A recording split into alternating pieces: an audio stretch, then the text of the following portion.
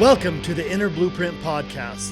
I'm Shawn Feurer, the Universal Mindset Disruptor. With over 20 years of turning blueprints into thriving home improvement businesses, I've learned that the strongest foundations start in your mind. Whether you're building a business or your own success, we're here to reshape how you think and face daily life and always remind you to enjoy the ride. All right, welcome back to another episode of Inner Blueprint, the podcast for the home improvement industry, but with this ripple effect, anybody and everybody that's looking for better thoughts, to create better feelings, to get better results in their life. I am your co-host, Shawn Feurer, the Universal Mindset Disruptor, and this is my beautiful, amazing co-host, Kaitlin Feurer, everyone's favorite. and as I call her lovingly, Miss Kaitlin. How are you doing today, babe? I'm doing good. Yeah? I'm doing good. How's the energy? We've been rolling. We've been going crazy, but I mean, we live on KST, so Kaitlin Standard Time is in full effect. it's a real thing. Yeah, last week we rolled from vacation into 7 days straight. Sunday, Monday, Tuesday, Wednesday, Thursday, Friday, Saturday work, and got home yesterday and rolled out today to record episodes. So, Kaitlin, what do you believe?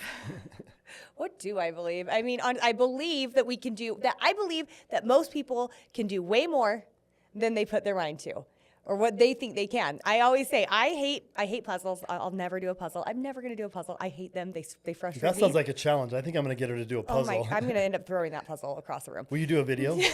Maybe. I'm not going to do a video. But I look at our calendar as a puzzle, and if I see a space that can have something in it, I'm going to put something in it, and it's kind of crazy. I mean, I don't know if I look at time. I don't believe.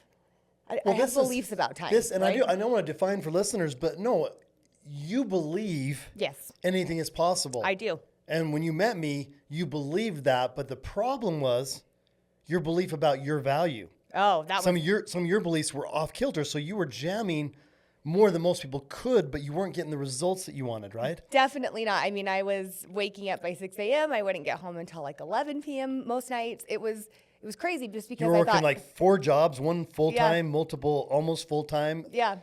Because of the status of your current relationship, you were, in and transitioning out of, you were almost like a single mom because the girls were always with you. Always. Like all day, every day. Yep. Like you would leave work to do things for them on their lunch break. Sometimes you bring them back to work. Oh, yes. And they'd sit in the office until you took them to cheer. Yep. You guys literally 6 a.m. to 10 p.m.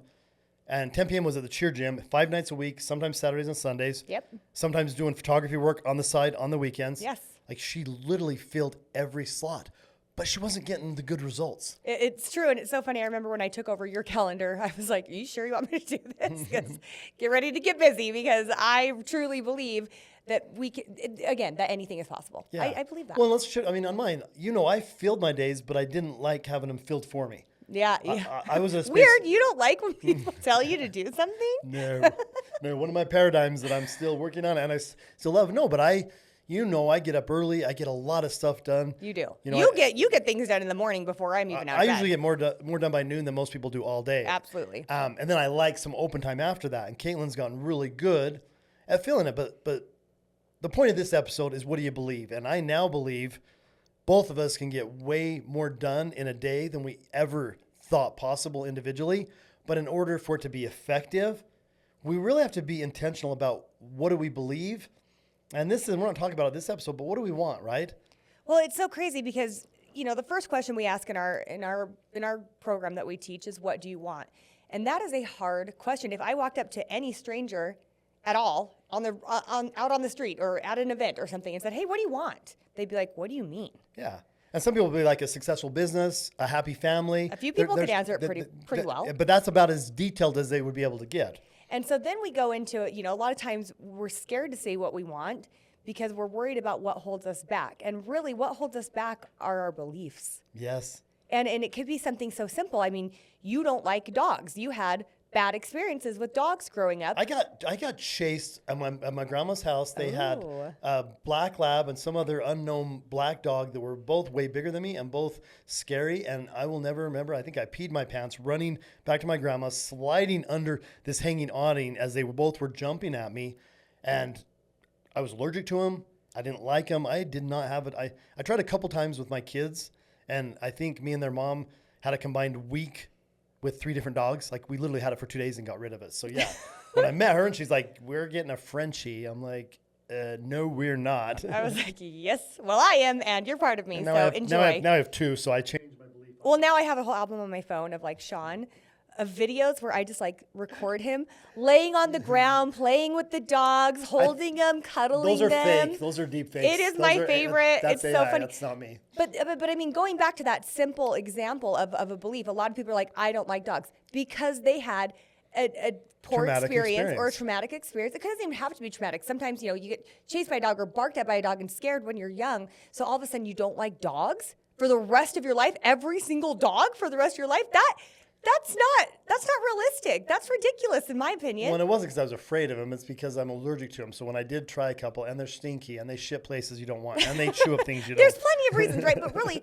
you just talked about an event that happened where you got chased by dogs. And so that early on said, I didn't like dogs. And that's just a really, really simplified example of how we let beliefs run our lives. And my life is way better today because I've shifted that. I mean, I still complain about them because 1, I just like to give her shit.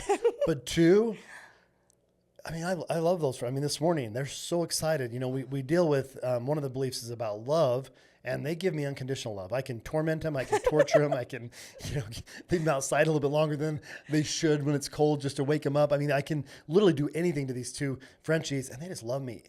And let's think about this before we get into defining it. I didn't believe in dogs. Yeah. When you met me, did you believe in love? No, I did not. I thought love was for Hallmark movies, Disney movies, and romance novels. I thought love was very conditional. I don't know if I'd ever experienced unconditional love, and that wasn't the fault of anybody, but it's because I didn't feel it for myself. I wasn't able to receive it from anyone else, right? Yeah. And so I didn't believe in love, especially romantic love. I did not. And I'm kind of a romantic, you guys, so we ran into some challenges. I thought marriage was for tax breaks. Me giving, her trying to receive, and her not. Literally, think about that, you guys, and let's talk about belief.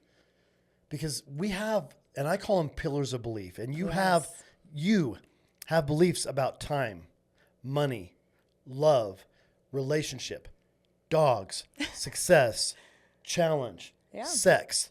Like what else are the pillars of belief? We've had so many. We just taught a class 2 days ago all about this and wrote up on I was a scribe. I got to write down what people believe: vulnerability, hard work, success, flying first class. Yes, I mean anything, money, Rolex watches, money in general. Yes, I mean I filled up an entire poster board, and I wrote pretty small, full of different pillars of belief. And on those, and let's go back to defining. So mindset, for anybody that listens to this podcast or is part of any of our coaching programs, it's 2 words. And we say mindset, we'll say, where is your mind set on money? Where was Kaitlin's mind set when she met me on love? And it was down in scarcity on love, right? It didn't exist. So. It was a fairy tale. It wasn't unconditional. And with a lot of work and intention, she has now raised her set point on love. And it's funny because I'm a loving person, but I'm able to love her only in accordance with her set point. Yeah. And are you still working on it? Every day. It's part of my affirmations. I am lovable. I am loved. I am cherished. I am taken care of like never before. Are you beautiful? I am beautiful. Is your body perfect?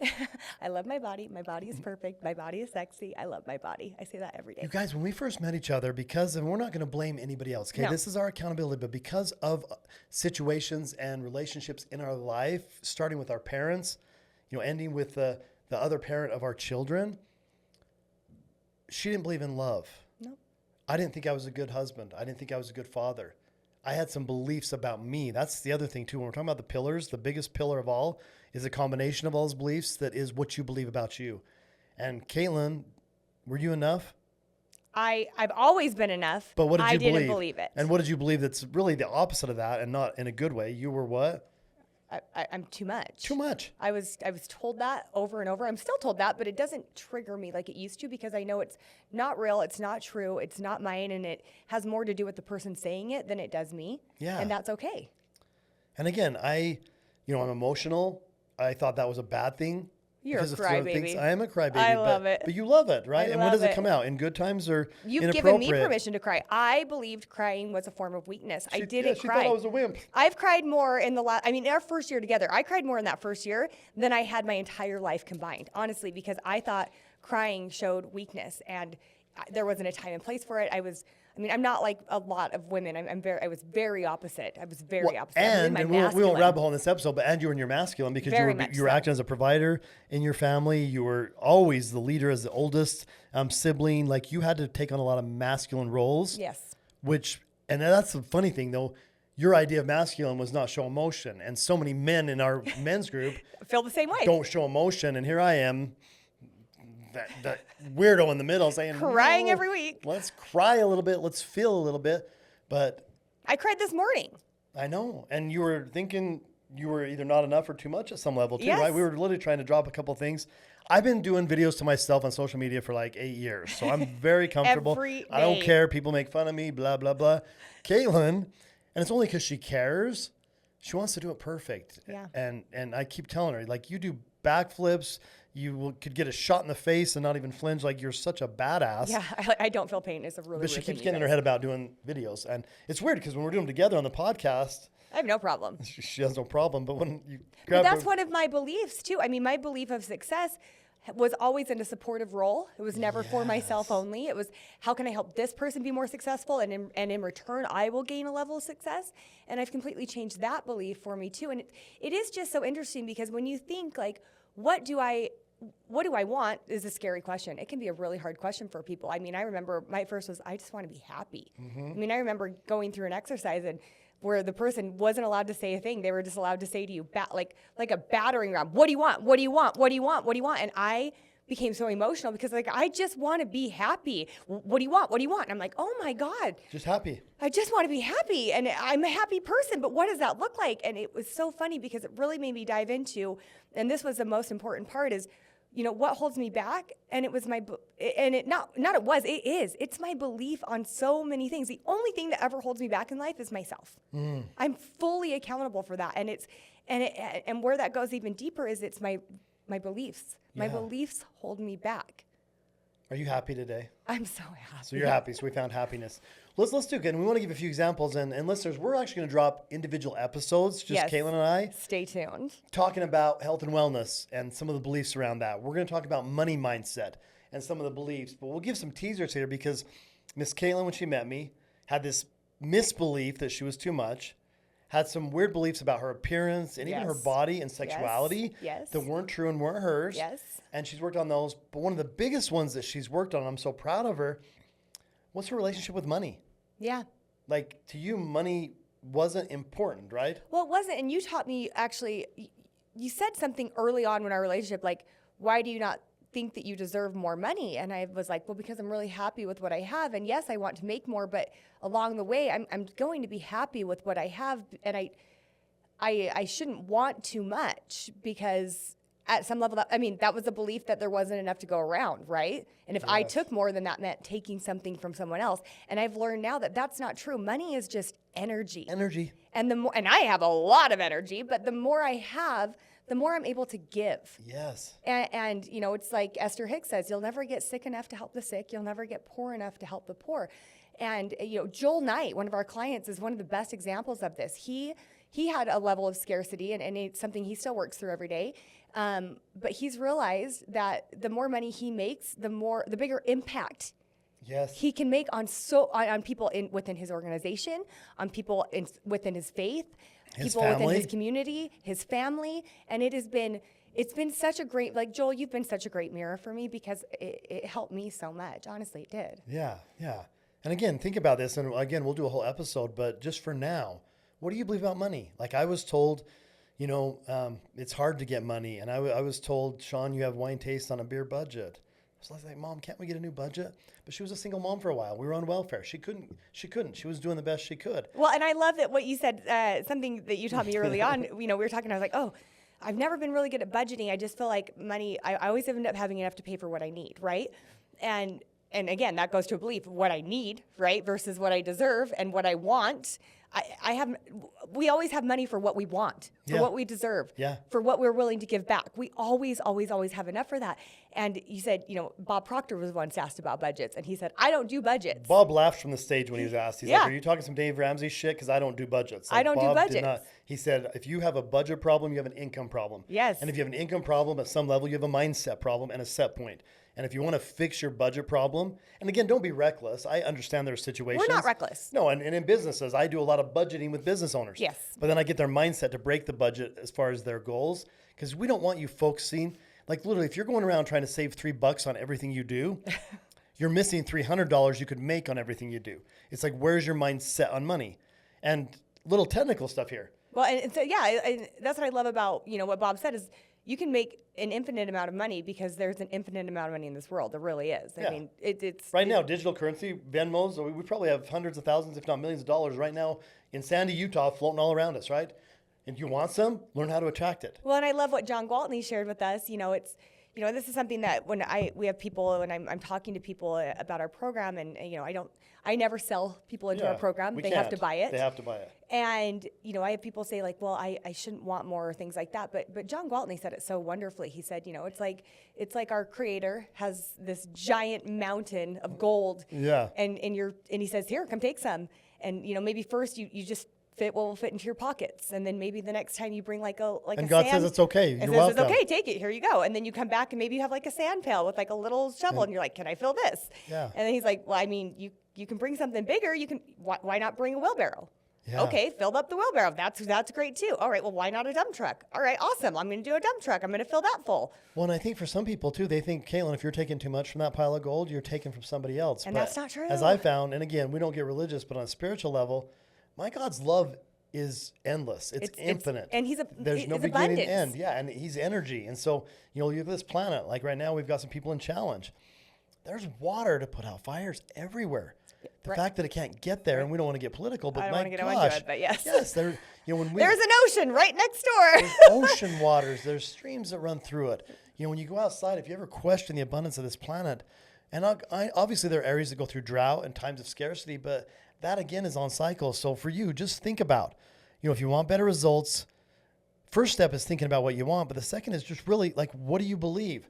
And we have an exercise where we have people write out their beliefs, and 3 of the starting points are, what do you think about money? What do you think about your health and your mental wellness? And what do you think about you? Like the relationship you have with yourself is going to be at some level a mirror of every relationship you have. If you're dealing with a friendship where you're not being treated the way you deserve, I'm sorry, but at some level, that's your fault. Like you're either creating or allowing it. Everything. Based on your self-love. Well, and I'm going to challenge you on that. It's not some level. It's all your levels. Relationship with yourself is a mirror of every relationship. It is. That at every level it is. I mean, the amount of love I can give is based on the amount of love that I can receive, and that really starts with me, right? Yeah. The amount of money I'm able to bring in is dependent on what my belief is about that. And this goes for every pillar belief. So a great action item, if you're listening, is right now, grab out a piece of paper or go into your phone on the notes app and just write down not what do you believe about all these things, but what do you believe? What do you believe about all these things? Fill out, like I did, that poster board of what everybody was saying, again, vulnerability, about success, about hard work, about love, about, dreaming, about imagination, about anything. Like what do you... Just write down all your different pillars of belief. Start writing them down. You'll write for a long time, and you'll go back and add to it and add to it and add to it. And that's where you can start to really dive into, okay, I want more money, but I question, or I have doubts on money. I want to love myself more, but I have issues with my body, or I have issues with certain things. And then things I feel about myself, right? And it's important too. Where do those feelings come from? I mean, how do our beliefs get there, really? So this is so simple, and it's so funny because we've heard every answer, and I've even come up with some answers, and you break it down so lovely. You're like, it happens 2 ways. Two ways only. That's it. One is an emotional event. Boom. Like we talked about with the dog, you getting chased by a dog, scared you.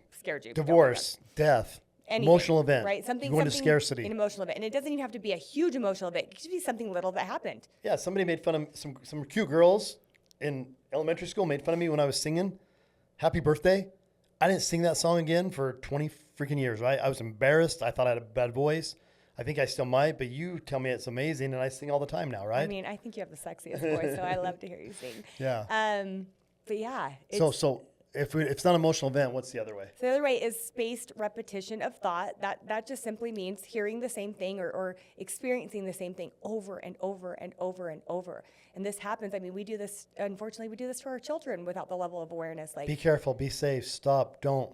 Yeah, like, you got a B. Can you do better? Like, when's it going to be an A? Well, that's the crazy thing too is, when we start working with people on this, they're like, well, golly, you're saying I had bad parents? No, you had parents. No, and everybody is doing the best they can and to they're the trying level to of keep their you safe awareness. and efficient, but sometimes if they have limits on their belief Which about they these do. things, which they do, and Which they I get do. them from life, from your grandparents, their parents, on and on and on. So it really is just, what do you believe? And if what you believe isn't getting you the best results, you can change what you believe in any of those areas. And I want to hit on this. The only belief I've never seen the core belief change, and I've only seen it get stronger, is your belief in your God, whatever you believe. Whatever higher power you believe in. That our program just teaches you to dive deeper into that, which is awesome. And I will say, our program helps you find truth. Yes. And I believe in God, so I believe that when you dive into your belief, you're going to find more truth, more God. We've worked with every faith, I think, out there. From Amish to Jewish to born agains to Catholicism to an atheist, to Greek. I mean, that you I got name him it. to call energy God, and energy's his God, and the analogies are very similar. So, Yes. Yeah. So if you want better results, you got to think better thoughts. And how do you think better thoughts? Because every thought you have goes through the filter of your subconscious mind, which controls 95% of your results on the outside. And what is the filter filled with? Beliefs, habits, experiences. We call them paradigms. Paradigms. And Bob Proctor used to say, if you want to change the result, change the paradigm. And when he would say that, what he means is change your belief. If you want to travel more, you need to change your belief about money, about time off work, about spending time with the people you love and care about most. I mean, there's a core set of beliefs that affects every experience. And, if you're interested, send us a message. We would love questions to answer on this podcast. It's what we do. We are experts because we've spent over 10,000 hours coaching, teaching, talking about it for the last 5 years for us together. Prior to that, for me, like the last decade. Oh, and same here, which is so amazing. And so stay tuned. We are going to be dropping episodes on the different pillars of belief. And if you have one that you are, particularly struggle with, hit us with a message. We'd love to expound on it for you. We'll protect your privacy. We'll just answer it as a question. Hey, as we're talking about money, we had this question. Or as we're talking about health and wellness, we had this question. Or as we're talking about body image, we had this question. Oh, I could go on for hours on that. I mean, imagine this, you guys. And listening to this, you can't see, but if you've ever seen Kaitlin, she's petite. She's in good shape. She's fit. She's got muscly arms. I mean, she's got a very beautiful body. But when I met her, she had horrible body image. Yeah. Horrible. Very, yeah. And there were experiences that had reinforced that. I mean, my beautiful mother, who I talk about, passed away, left this planet with early onset Alzheimer's at 63. Beautiful, gorgeous. She never saw it. Never saw it. In all her days on this earth, she never saw it. Well, and it's something I work through every day. It is why I said at the beginning, I have these affirmations that I say to myself every single day in the mirror. I say them every time I pass through a mirror. I love my body. My body is perfect. My body is sexy. I love my body. It is like a chant I say to myself because, and I know where this comes back from. It comes back from being a competitive gymnast, having to look a certain way, being in a leotard, being the star of the show as you're competing, and just knowing like I had to be at a certain level always, and then that carried on to being a competitive cheerleader as well, and then it just having men in your life at any point that criticized you or brought out the one part of your body wasn't the way they thought it should be, right? And it's so crazy. Stupid. So it's something that I work through every single day, and the more I just love myself, and the more I say those affirmations, the better I look. It doesn't make sense, right? I mean, we literally, and I think sometimes we frustrate people because they'll say, well, what's your workout or diet plan? Yeah, like you must work out every single day, Kaitlin does a lot of breath work, affirmation, and planks. I hold planks every day. That's the only physical, and other she's than breath work transformed that her I do. body. I mean, I actually, when she first started doing it, I was like, okay, what are you doing? Are you like going to the gym when I don't see you? Like you have to be doing something else because the results were so dramatic. And for me, I used to lift a lot more weights. I used to spend more time in the gym. I spend more time in my sauna, meditation, being intentional, and I've gotten way better results. Way better results. Get excited. Get excited. It's all about belief. If you have questions about it, and just remember, I'm going to leave you with this last analogy. Anything in your life you're looking at is like looking in the mirror. I'm wearing a black t-shirt today. And this morning when I got up, if I would have spilled some white toothpaste on this t-shirt, would I have rubbed the mirror to get it out? No, I wouldn't have. I would have changed the shirt, washed the shirt. If you're looking at your life at any of the areas right now and you don't like the results, you have to realize those are mirrors, and what's creating that reflection, even if it's a person, even if it's a job, whatever it is, it's a reflection of you. And to change the shirt and changing you, you got to change a belief at some level, a belief about time, about money, about you, about relationships, about nice things, about hard work, about whatever it is. And if you want help, keep listening. That's what we do. Yep. We change beliefs.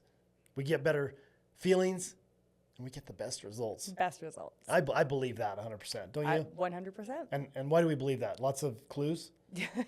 Success leaves clues. We'll give some more examples on other episodes, but we have lots and lots of client wins to share, lots of clients' kids wins that they get to share that shows our ripple effect. Those are my favorite. And with us, we have so many wins that we sometimes feel like we need to filter it because people will think we're full of shit. Because sometimes they come really quick and often. And like this last year, 2024, I feel bad. I know a lot of people struggled.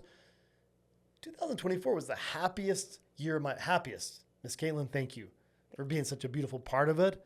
Happiest year of my life. And I know a lot of it, as I give her thanks, was because of me. It's because what I believe, and what I believe gave me the happiest. And how does it get better? Hopefully 2025 is even better. Hopefully. What do you mean? It is. It is. How does it get better, Shawn? Just did. It always does. All right. Thanks for listening. If you like it, subscribe, share, and as always, enjoy the ride. Welcome to the Inner Blueprint Podcast. I'm Shawn Feurer, the Universal Mindset Disruptor. With over 20 years of turning blueprints into thriving home improvement businesses, I've learned that the strongest foundations start in your mind.